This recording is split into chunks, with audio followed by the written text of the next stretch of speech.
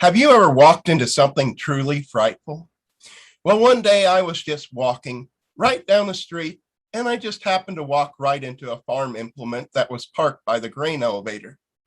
Now, I may have been texting and walking at the time, which may have caused me to run right into it. And I felt my eyebrow where it had cut my eyebrow, and there was a little bit of blood. And so I walked back home to figure out what had happened. It was just a hairline cut. It didn't seem like anything. But the next day, things seemed a little strange. I was at work and it seemed like things were just moving. I would put something somewhere and I would find it somewhere else. Turned out that I was having temporary memory loss and I just wasn't remembering where I was putting anything. But that wasn't the strangest thing that happened. That night when I was sleeping or trying to sleep, it sounded like someone was talking right outside my window. And I went outside and I looked, and there were people talking on a porch half a block away. It turns out that I had developed super hearing from this concussion that I had had. But even that doesn't compare to the strangest event from this concussion.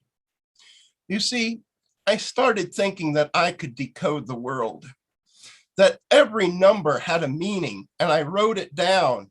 And I started decoding all these numbers, like how much gas I had filled up with, the numbers on my check stub. And within 5 or 6 days, I had convinced myself that my house was going to burn down. And I literally started stacking all of my stuff out in my backyard from my house. And I sat down for a little bit to study some more decoding. And my neighbor came out and started asking me what I was doing. I said, well, I'm just doing some decoding. I think my house is going to burn down. It was about 5 minutes later that he walked out of his house, and my landlord and a police officer were there also. And they started questioning me about what was going on. And I explained to them that it was just a little problem, and I thought my house was going to burn down. And I explained that everything was going to be safe with me, and I was going to stay at my friend's house.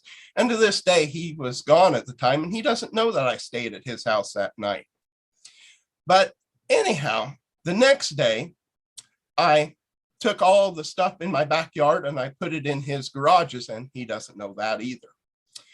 But anyhow, eventually I convinced myself that my house was not going to burn down, but I thought somebody else's was going to, somebody at work.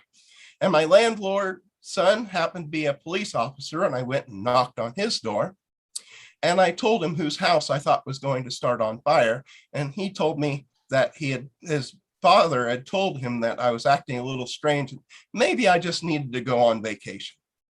Well, their house didn't burn down either. And over the next couple of weeks, things returned back to normal.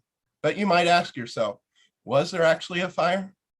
Well, the husband of the person that I had thought their house was going to start on fire just happened to be driving down the road one day, and their car started overheating, and they were able to get out, but within 10 minutes, their car was burned down to the frame.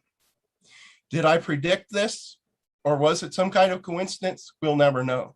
But there's one thing that I do know. I recommend that you never text and walk, or you too might have a frightful experience.